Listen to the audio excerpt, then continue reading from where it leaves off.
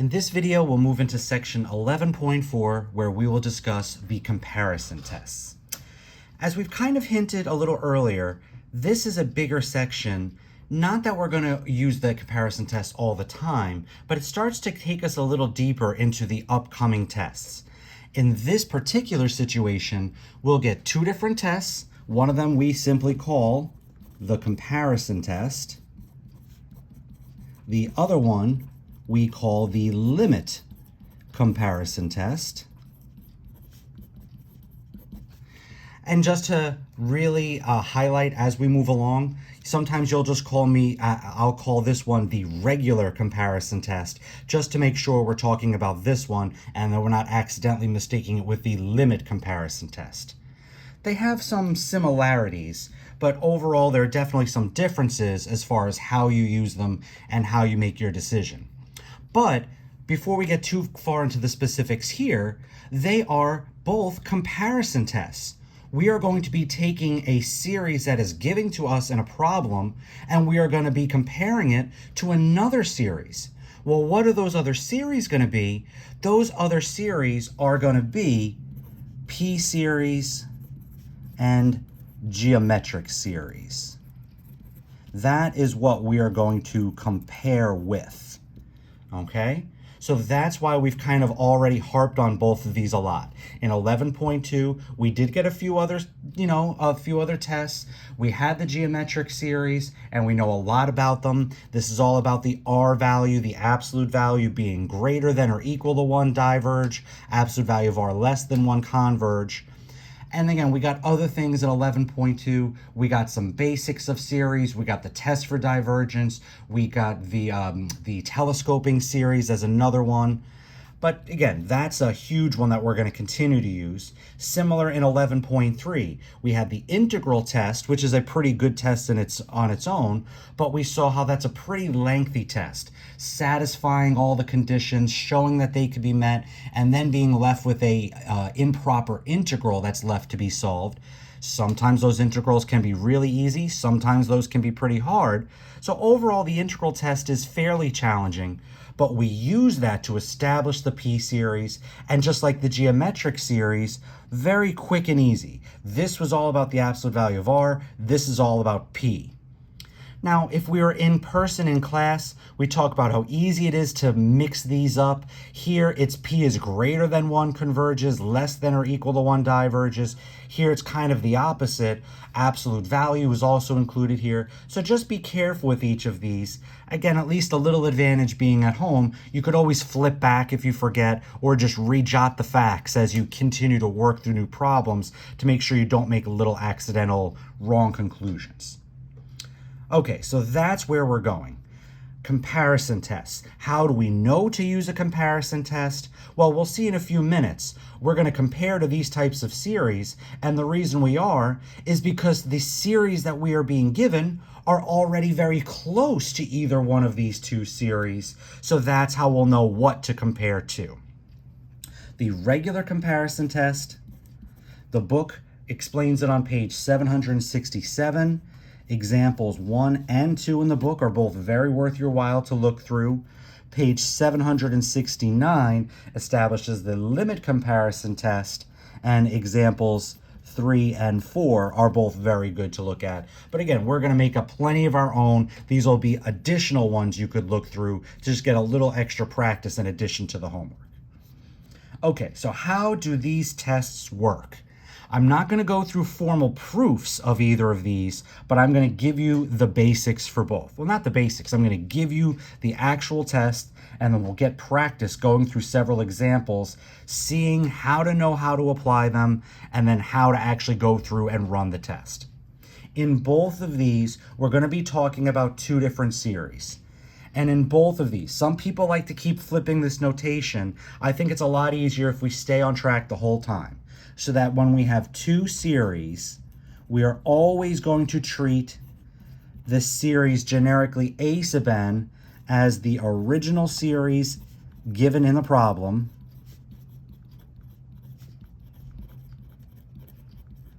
and we are going to look at the series B sub n. We've already been using A sub n a lot.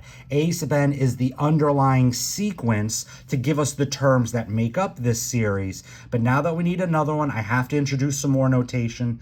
So we'll let B sub n be the new series that we introduce. Ultimately, this is the one we are going to compare to. So this new series we introduce will introduce a new series that's either a p-series or a geometric series, so we already know what's going on in this one. So now, for the regular comparison test,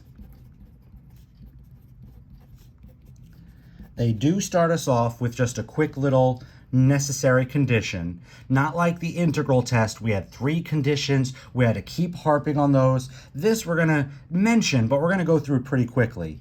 We're both just going to say that both series, both the series A sub n and B sub n, are all positive terms. If you have any negative terms, any -1 to a power, or anything like that, well, you can't use the comparison test.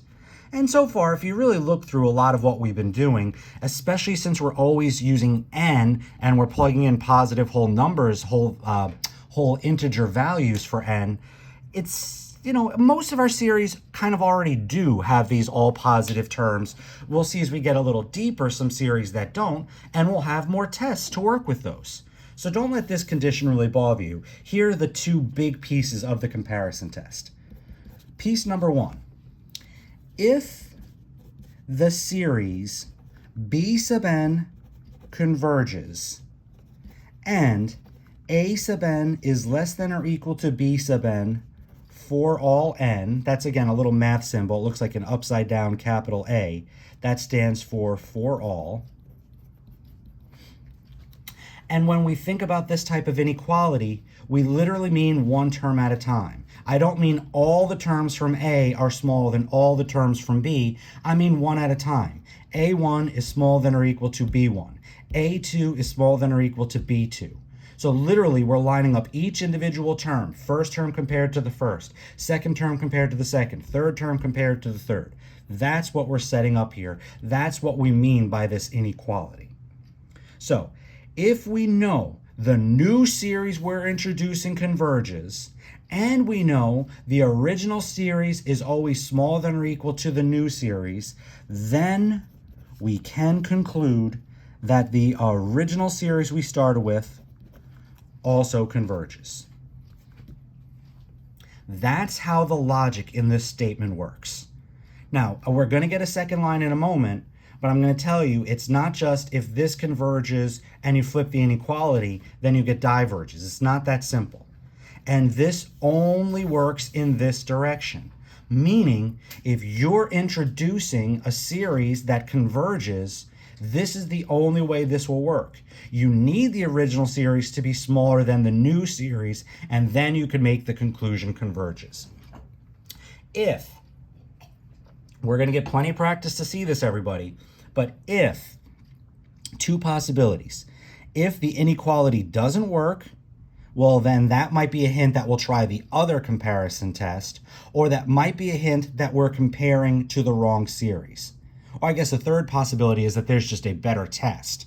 Again, these types of problems will all kind of fit into this nook. You'll see in a few minutes what I mean, that all of them are not quite a p-series or a geometric series, but they're pretty close. So as we get a little further along and we don't have that, we'll have more tests. But if our series are similar to what we're going to see here, that's the logic, that's the direction. Start off with this series, bring in a new series to compare it to, have to know about the convergence, divergence of the new series to make this inequality, not that we get to make it, to check it, I should say, and then we can make our conclusion. Almost the same thing in step 2. I shouldn't say step 2, in the second point of the comparison test. But now, what happens if the new series that we bring in diverges? Well, now we need the inequality is that the original series has to be bigger than or equal to the new, well, the sequence. The original underlying sequence always has to be bigger than or equal to this new sequence that goes with this new series, once again for all n. And now we would conclude that our original series diverges. So this is the key, everybody. The new series that we bring in, that's why I kept harping on this at the very beginning of the video. We're going to bring in this new series, so we immediately have to know its convergence, divergence, so we know which inequality we're hoping for. And look at how it works. The new series converges and the inequality works, then the original series converges. The new series diverges and the inequality works, then the original series diverges. That's the logic. That's the only way this works. You never introduce a series and then get an or that converges and then end up diverges. You don't introduce a series that diverges and then end up with the original one converges. Because the reason this test works, the book goes a little nice, gives you a little bit of an informal proof, but just think about this. By having positive terms, we don't have to worry about any negatives throwing off our inequality. It's truly about just the sense of size that we're more familiar with, just what's bigger, what's smaller. So if your new series converges, that means everything, all these terms actually add up to a nice finite value. Well, if the original series was always smaller than that, well, if you add all these up, individually they're all smaller, so what you add up has to be smaller, and since this landed on some nice finite value, so would this. That's the idea, but it has to be that direction. If this series converges, but the original terms are bigger than this, well, if this all added up to 10, and this is all bigger than b sub n, well, maybe the series a sub n adds up to 11. But maybe it adds up to infinity. We don't know. But if this adds up to 10 and this is always smaller than this, then this series can add up to something bigger than 10. With the getting rid of the negatives, you don't have to worry about any negative infinity, and there's no does not exist possibility. That's the logic behind why this works. Similarly here, again, all positive terms, so if this series diverges, it must be that it's adding to infinity. But if this adds up to positive infinity, and all the individual terms here are bigger than the terms that we had here, well then this would have to add to infinity as well. I mean, this is kind of like, again, how if this adds to something nice and this is smaller, well, this has to add to something smaller than this and therefore adds to something nice. It's kind of a similar logic. This adds to something ginormous. This is bigger, so this has to add to something even bigger than that, but there is no bigger than infinity. So if this adds to infinity, then this adds to infinity, and all of that leads to divergent. So I bring all that up. I don't want to go through the formal proof, but for a lot of people, it's easy to kind of mix up what you want to happen with which inequality. So keeping that in mind, again, the real understanding of what it means for a series to converge and diverge can really help get you back on track here. Because one more time, this adds up to something nice. That's what it means for this to converge. Well, if these are always smaller, then this has to add to something nice too. And you can't make that conclusion if this is bigger than this. Similar here, this adds up to forever, adds up to infinity. Well, if this is always bigger than that, then this has to add up to infinity. But you can't make that same conclusion. In the reverse, if A's are smaller than the B's, well, this adds up to infinity. This adds up to something less than infinity. Maybe that is also infinity, but it's not guaranteed. So that's why the logic works the way it does. So let's just jump right in. We're still sticking with directions. Simply do the following series, converge or diverge. Support your answer. That's always going to be here. If you haven't already gotten used to this through some of the earlier homework, said it earlier, you've got a 1 out of 2 chance of just guessing correctly, but just getting the answer right is really worthless. It's all about the support. It's all about using these tests, making good decisions, using that appropriately, so like what we're discussing here, that you're on the right track, that what you introduce, you make the right conclusion, you get the right inequality, and then you make the right conclusion at the end. That's how you really show you know what you're doing. And not just in 11.2, but in all of these sections that we're focusing on the converge diverge part. And again, that's going to be a very large chunk of the test that goes with all of this.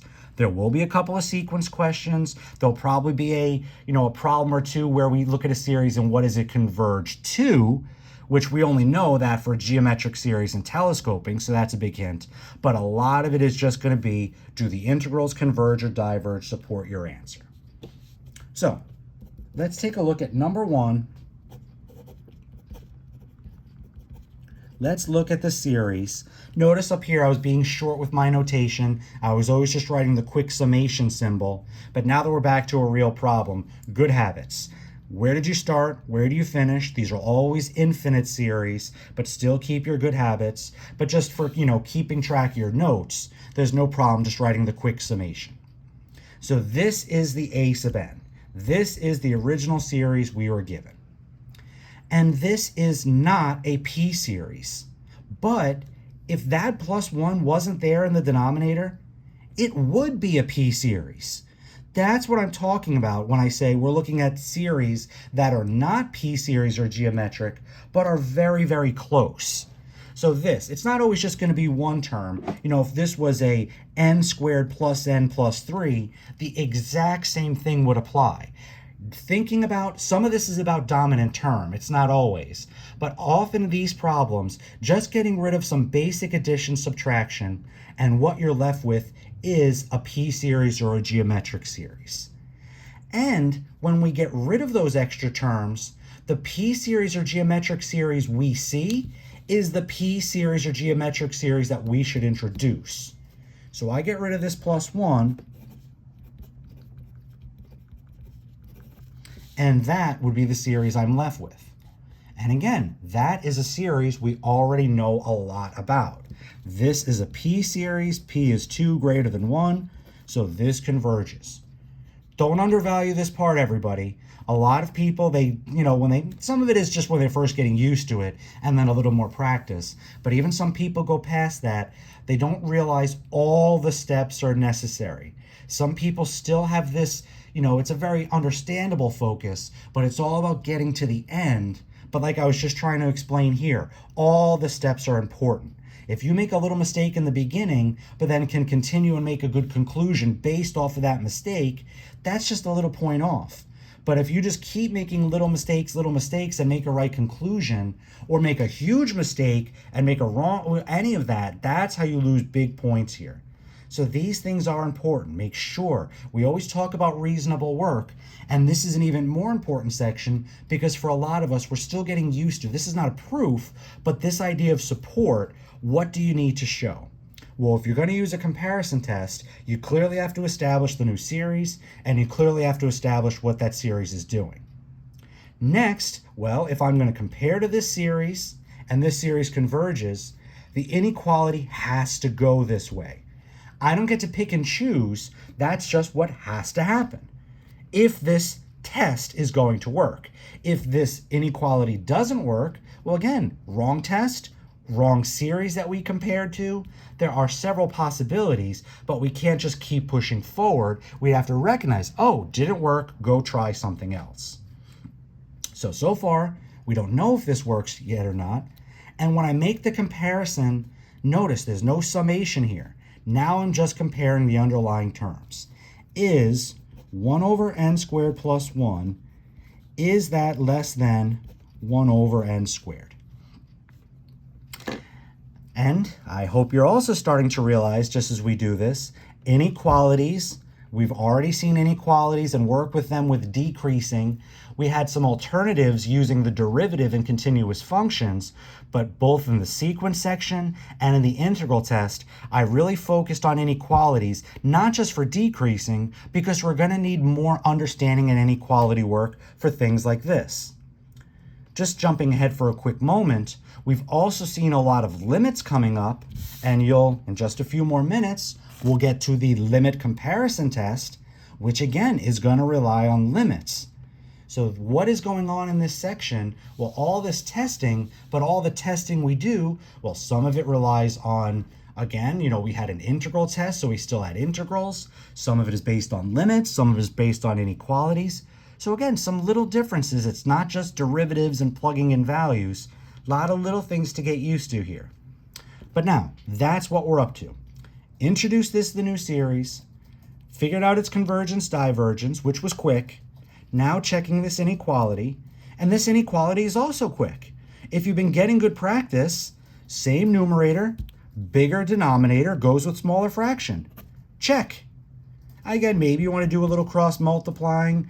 N squared, is that less than or equal to n squared plus 1? Yes, that's definitely true. Go further, subtract the n squareds from both sides. Nobody can argue that 0 is smaller than 1. But even up here, all of these are perfectly good. Any one of these we can understand. Like I said, it's just your comfort level, how far you need to see it. But this worked. New series, know its convergence. The inequality worked in the correct direction. Therefore, our original series converges by a comparison test. Conclusion and reason. Here's the work that supports the comparison test, but make sure when you give your answers here, you're making that final conclusion. What did you use? Converges, diverges, by the integral test, by the comparison test. We'll get more tests, but always keep that note when you're making your final conclusion. Okay, let's do another. So let's look at number 2. Just a little bit with your work. How do you organize it? I don't mind. Some people go back to the beginning, the original problem, make their conclusion here. I could follow, but again, just to try and be at least a little neat, and I need to see everything. This is where some people think, well, I could do all this in my head. I know this converges. I know the inequality is correct. Well, you got to show me something. And it's not that hard to just show these little things to verify what you're comparing to, the inequality works, and now your conclusion makes perfect sense. Okay. Similarly with number 2, let's look at the series 4 to the n plus 5 over 3 to the n power.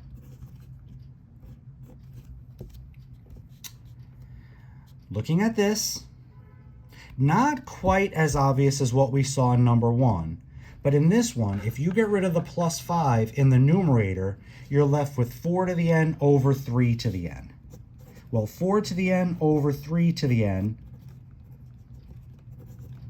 could be rewritten as 4/3 to the n power.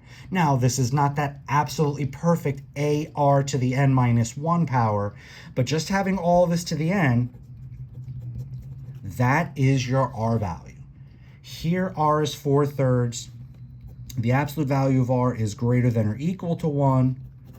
So this is a geometric series, specifically one that diverges. So I hope you see it's very similar, even though now it's a geometric series, but a lot of similarities between numbers 1 and 2. The extra plus 1 here, the extra plus 5 here, getting rid of those, that perfectly led you to this P series. Here, just that tiny little bit of realization, 4 to the n over 3 to the n could be lumped together like that. But when n is only your exponent, that is geometric. So, new series, again, with the way I've been setting things up, notice you don't have to call things a sub n, b sub n. Maybe in the very beginning you want to do that. I think some people that makes things even worse. Now they're just trying to label too much and they just get a little lost in what they're trying to accomplish. So I'm not doing that, but I still think it's very important to think in terms of original and new, and some people even kind of rewrite this statement in that. If the new series converges and the old series is less than the new, then the old series converges. If the new series diverges, there's nothing wrong with writing it in those terms. I mean, I basically did just by translating A sub n as the original and B sub n as the new. So certainly you could do that, put that in your own words. So now we've got a geometric series, and this time we happen to diverge. Well, if the comparison test is going to work, my original has to be bigger than the new. Well, let's take a look. 4 to the n plus 5 over 3 to the n, is that bigger than or equal to 4/3 to the n? But even though this is the way I wrote it for the new series, to make this comparison, it's easier to think of it this way. By thinking of it this way, now same denominator, like here I have the same numerator. So by just seeing the same denominator, look at the numerators. Which one's bigger? Well, this one has an extra plus 5, so this one is bigger. Bigger numerator, therefore bigger fraction. And once again, check. And again, you could do a little cross multiplying here. 3 to the n times 4 to the n plus 5. Is that bigger than or equal to 4 to the n times 3 to the n? Divide by 3 to the n. Subtract 4 to the n from both 4 to the n power from both sides. You know, there are more ways you can continue to manipulate, but I really think at this stage it's fantastic to get a little more comfortable dealing with the fractions. Because not all, but a lot of these, actually I should point this out right here. One of the keys to using a comparison test is that these inequalities should be fairly quick. That we shouldn't have to spend a lot of time or a lot of work determining yes, we have the inequality we want, or no, we do not. If there's too much work, we'll see in just another minute, the limit comparison test will be an excellent alternative. I mean, not to spill the beans, some people, any comparison test comes up, they always go to the limit comparison test. Again, we'll come back and compare the two a little bit once we've established the second one. But just to realize, that is one little part. You shouldn't have really, really hard inequalities here. If you're using a comparison test in its best way, they should be kind of quick inequality comparisons like we did here. Same numerator, just a subtle change in the denominator. Same denominator, just a little variation in the numerator.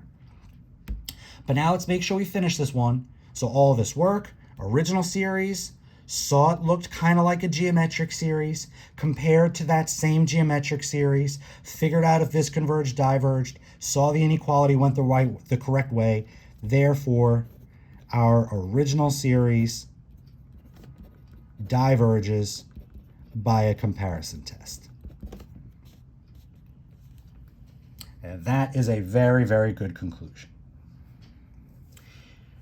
So let's keep going here.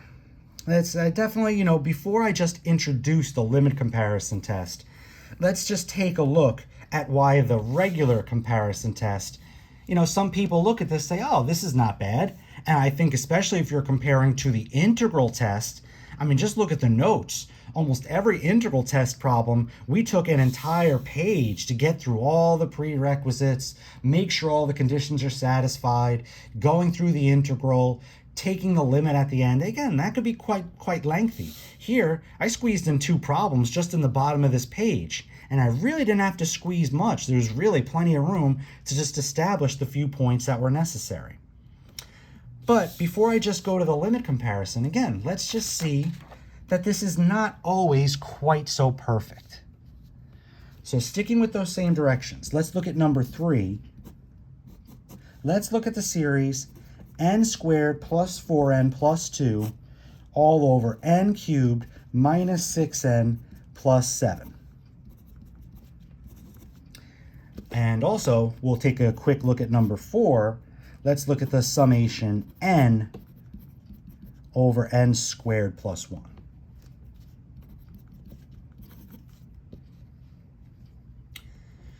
Both of these, not as obvious as number 1. No doubt about that at all. Definitely not as obvious as number 1. Here you get rid of the plus 1. That P series is staring right at staring right back at you. Has to be obvious. Here, it's not quite so simple. In the second one, similarly, if you get rid of the plus 1, you're left with n over n squared. So we'll compare to the series 1 over n. Okay? In this one, kind of similar, but getting rid of even more terms. Here it wasn't just getting rid of the plus 1, it was also looking at that we need to simplify after. N over n squared is still not a p-series, but then after we clean it up, which we can only do by getting rid of that addition, that allowed us to get to a p-series, or this one you could also call the harmonic series, same thing here. Similar here. In this one, you'd have to get rid of the plus 4n, the plus 2, the minus 6n, and the plus 7. So that's where it's still kind of about dominant terms here. We're not taking a limit, but when we talk about something that's close to a p-series, well, or just close to another series, when you only see n as an exponent, that's something that if it's not already a geometric series, it's close to it. When you only see n as a regular algebraic variable like we have here and here, these are close enough to p-series, and we could find the right p-series to compare to by just looking at dominant term. So that's what we're seeing here, and once again, we would be comparing to n squared over n cubed. So once again, we'd be comparing to 1 over n. Harmonic series diverges, or again, this is a completely good alternative, or thinking of it as p equals 1, which is less than or equal to 1. Either one is a perfectly good conclusion. You've done a little bit of work to decide what's the new series you want to compare to, and you know the conclusion. Now, this is just a coincidence that both of these diverge, but this could easily happen converges as well. The issue with both of these, well, it's twofold. If this new series diverges, to apply the comparison test, I need the original is bigger than the new. Is this bigger than this? Right? Is n squared plus 4n plus 2, is that bigger than 1 over n? I have no idea. That's a really, really big problem, okay? It's just absolutely, I have no idea. Well, it looks like it has a bigger numerator, so okay, I mean, if you're still trying to compare this slowly, doing something like treating this as 1 over n as n squared over n cubed, well, the plus 4n plus 2 makes this seem like it's the bigger numerator, so it seems like it should be the bigger fraction. But then you have a minus down here, and then you also have a plus. Well, if this is the bigger denominator, this would actually be the smaller fraction. But it also has the minus, so for all different types of reasons, I have absolutely no idea if this inequality is true. And I'd have to cross multiply, and I'd have to do a lot of work to figure out if that inequality is true, and I'm not guaranteed to get it. That's a big thing a lot of people don't always realize. They think if they're supposed to use comparison test, the inequalities will always work out the way they're supposed to. But that's just not an assumption we get to make. So I truly just don't know about this inequality. Coming over here to number 4, comparing, again, because this diverges, I need the inequality to be this is bigger than this. But this time, it's just not true. This time it's clear. Thinking of 1 over n in this form, now I do have the same numerator, so comparing the denominator, this is the bigger denominator, so this actually represents the smaller fraction. So that's the issue with the regular comparison test. And like I said, it's not, these two were just to show that the inequalities may be difficult to figure out if they go the way you want, or do not go the way that you want. Okay, it's not just this only works with p-series. I could do problems in the same way with geometric type series problems. And I could do the same thing if the series I compare to converged. So that's the point here, that we're still looking at something to compare to, but the inequality either clearly doesn't work or we're not sure if it does. So we'll come back because let me show you how the limit comparison test works. We still have the same series set up. We still have the whole, a sub n and b sub n are all positive terms. All positive terms. And now what we're going to do, we're still going to have to, how do I want to phrase this? Let me just write it in this way. This is much easier to see because the process still goes in a similar way. This is the original, this is the new, but here we can kind of make a big jump. Then, if the limit of a sub n over b sub n equals c, which is greater than 0, and this limit, like all of our limits, will be as n goes to infinity. If the limit of a sub n over b sub n equals c, which is greater than 0, then both the series a sub n and b sub n, actually I should write it this way, then the series a sub n and b sub n either both converge or diverge. And it's still going to be based off the b sub n. Because this one, we know if it converges or diverges. So in this one, now again, this limit is just based on the terms, just like the underlying sequence terms, just like the inequalities were. So no summation inside your notation when you start taking your limits, right? No summation notation here. And this c value, c has to clearly be a number greater than 0. I should also make that note, again, c is finite, meaning not infinity. If this limit equals infinity, or if this limit equals 0, then the test simply failed. Either you shouldn't have used the test, or maybe you compared to the wrong series. I'll come back and show you a few of these in a few minutes, but this almost looks too easy. This just looks like everything wonderful happens, but you have to realize it still goes in a similar order to comparison. Starting what you have, knowing that you should compare and what to compare to, knowing the convergence divergence here, to then take this limit, getting a good result from the limit. This limit value is irrelevant, whether we get 1/3 or 3 or 10, anything like that. As long as it's not 0, they're all positive terms. You won't get a negative. So this, it's just not 0, not infinity. Then the two series do the same thing. In essence here, unlike the comparison test, which was really, really heavily based on that inequality, all about that ratio, well, this all adds up to something finite and the other thing is smaller, then that other thing has to add to something finite. This is just trying to point out that they're close enough, that by doing the limit and getting this result, these two series are essentially close enough that whatever one series does, so does the other. This is especially where people start flipping around what's a sub n, what's b sub n. The order you put them in this limit, it doesn't matter at all. It's just all whatever you start with, whatever you compare to, or this is what you start with, this is what you compare to. Again, if one way you got a limit is 3, the other way you got the limit is 1/3, you would get the same conclusion at the end. So now let's go back to numbers 3 and 4. We struck out with the comparison test for a variety of reasons, but I'm still going to compare to 1/n. But look how easy this is. So continuing number 3, now I will take the limit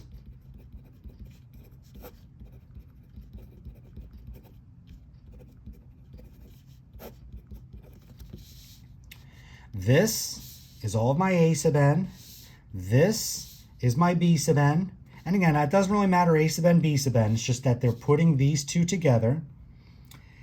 How do you clean up this limit? Well, good habits. Before you start doing anything, L'Hopital's rule, plugging in dominant term, clean up this fraction. All this divided by 1/n is times n over 1. Distribute that n. Think about dominant terms. And this is all you're left with. This limit equals 1, which is greater than 0. Again, be careful here. We don't know what the series converged to. And that's a next common mistake that comes up here. Now people tell me things, this series converges to 1. No, no, no, no, it does not. Well, I mean, I guess it's possible that it might converge to 1, but that's incredibly unlikely. All this is again, this is just the confirmation that the test worked. So therefore, this series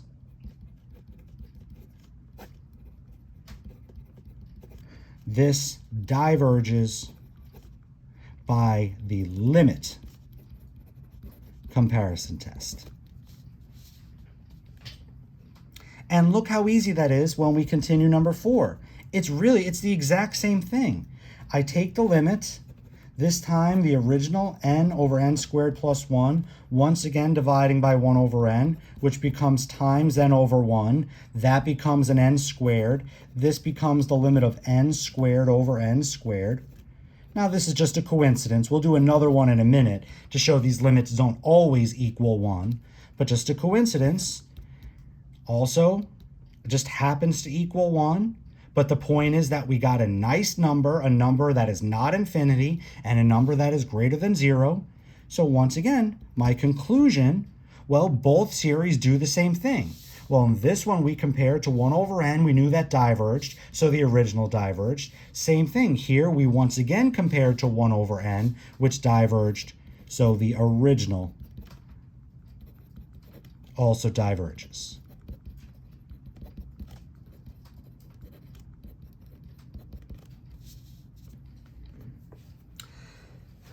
So now let's, still want to get some more practice with this. I want to go back for a moment and I want to relook at problems 1 and 2. And then I just want us to do just a little bit more, get a little more practice, and we'll wrap up this section.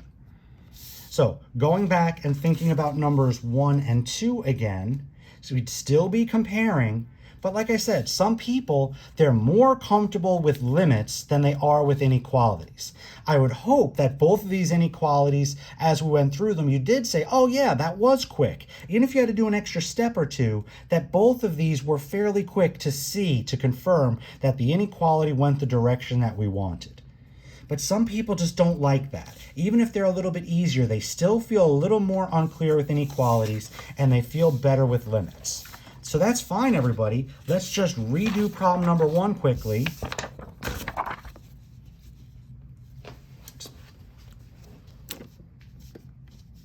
So number 1, redo. So now, if I just did the limit of 1 over n squared over 1 over n squared plus 1 over 1 over n squared, this is pretty much identical to what we just saw in number 3. Clean this up, you get n squared over n squared plus 1. Dominant terms, this limit equals 1 greater than 0. I mean, I will admit, 1 does come up a bunch, but just this next one, we'll see. We don't always just get 1. But same thing, we got this limit, make your conclusion. You compared this to this, well, this converged, so now we would get that the original also converged.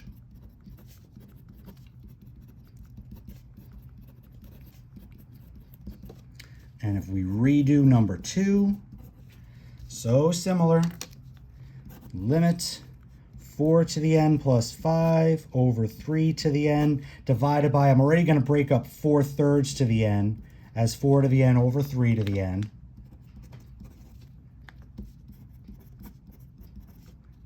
Still multiplying by the reciprocal. I mean, some people give themselves a real hard time here. At a minimum, take advantage of that cancellation. From here, few little options. There is some sense of dominant term here. That's certainly one way to go about this. Few other people, you could use a little L'Hopital's rule, but don't forget, you'll have to treat that as a 4 to the x. The derivative of 4 to the x is 4 to the x ln 4. We did a lot of e to the x, but we did point that out, that the derivative of a to the x just gets an extra times log a. So that works. Algebraically, you could just keep manipulating this. This is lucky enough that you could break this up. So you get 1 plus 5 over 4 to the n. So no matter what you keep doing, and actually I'm sorry, this is one more that we again get 1. 1 plus 5 over infinity. If you do it this way, infinity over infinity, do L'Hopital's rule after you make the change. You'll get 4 to the x log 4 plus 0 over 4 to the x log 4. Everything cancels. So one more time, we're getting a limit of 1. So therefore, that this, this was a diverges. 4 to the n over 3 to the n, this diverges by our limit comparison test.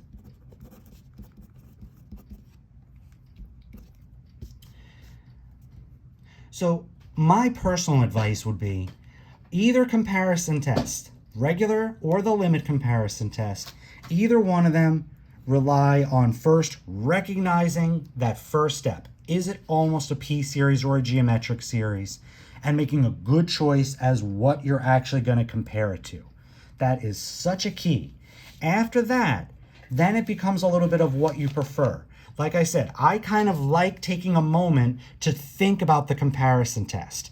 If I see the inequality goes very quickly, if I see the inequality goes the right way, then I finish and I make my conclusion based on the comparison test. If I don't see that, then I go to the limit comparison.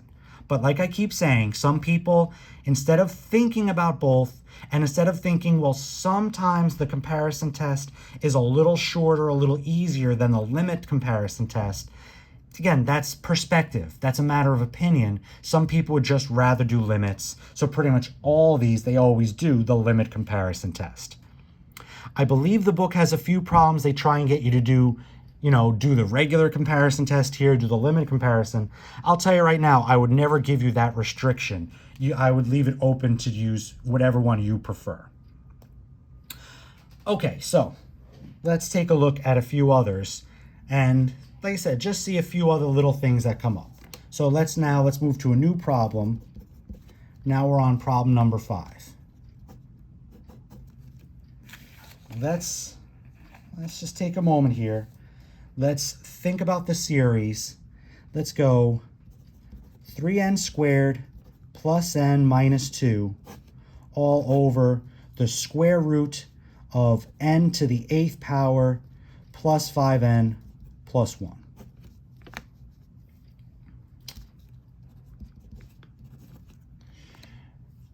Two things. Number one is that this one is definitely a little bit messier and uglier, and it's because of this radical. So when you're thinking about the radical and you're thinking about dominant terms, make sure you apply the radical. So for this one, I have seen people think about dominant terms and do this, and then they try and do 3 over n to the 6th power.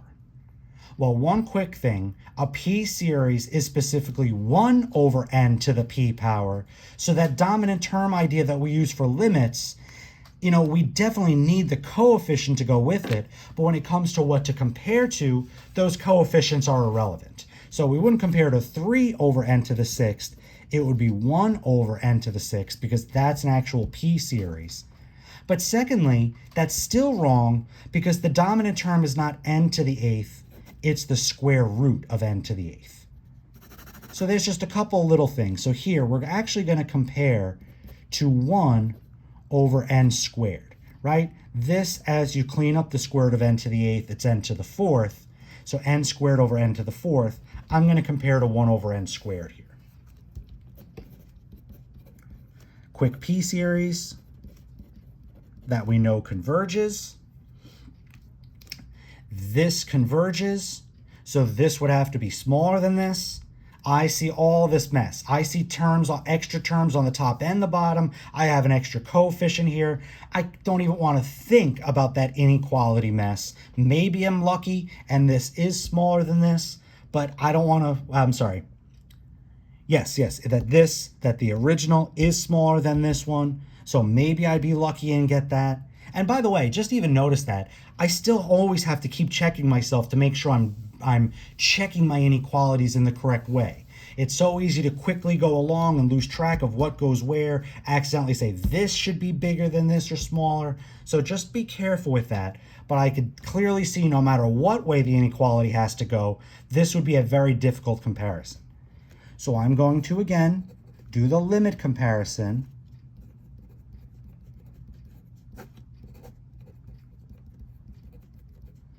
And by dividing by 1 over n squared, I'm just already going to flip and times n squared over 1.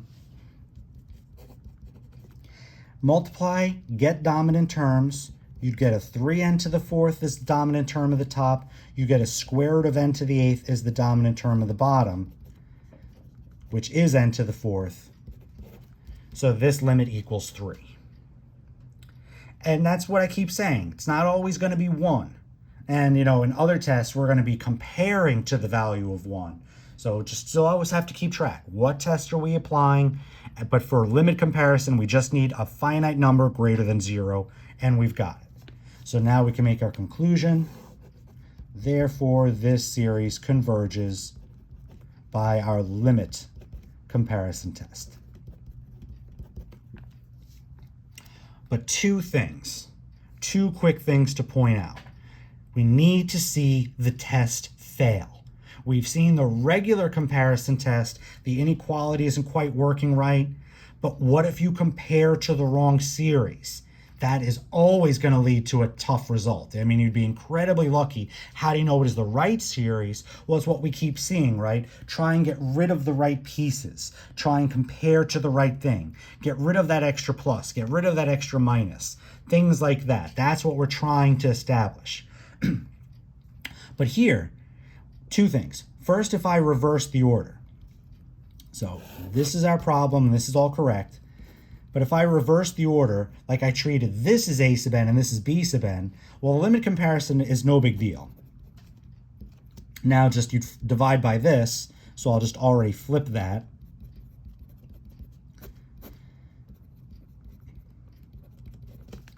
Right, that would be my limit. If instead of doing this divided by this, if I did this divided by this, that's what I would end up with. I'd still think about dominant terms. The dominant term of the top would be the square root of n to the 8th. After I distribute this, the dominant term would be 3n to the 4th. Very similar, but not exactly the same. Now you would get this limit equals 1/3, but it's still a good conclusion. That's what I was trying to point out, and I couldn't do this earlier because we would have gotten 1 either way. But if I did this divided by this, as opposed to the order we did, we still would have gotten 1 and never would have noticed anything different. But with this little flip, now we could definitely see a difference, but it's still the same result. Because even though here we got 3, here we got 1/3, it doesn't matter. The limit value is a number, not infinity, and that number is greater than 0, so now we can make that same conclusion. If you compare to the wrong thing, so if you compare to 1 over n to the 6th,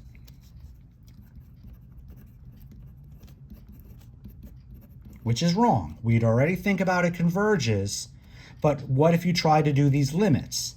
Well, this way, this divided by 1 over n to the 6th, I'd get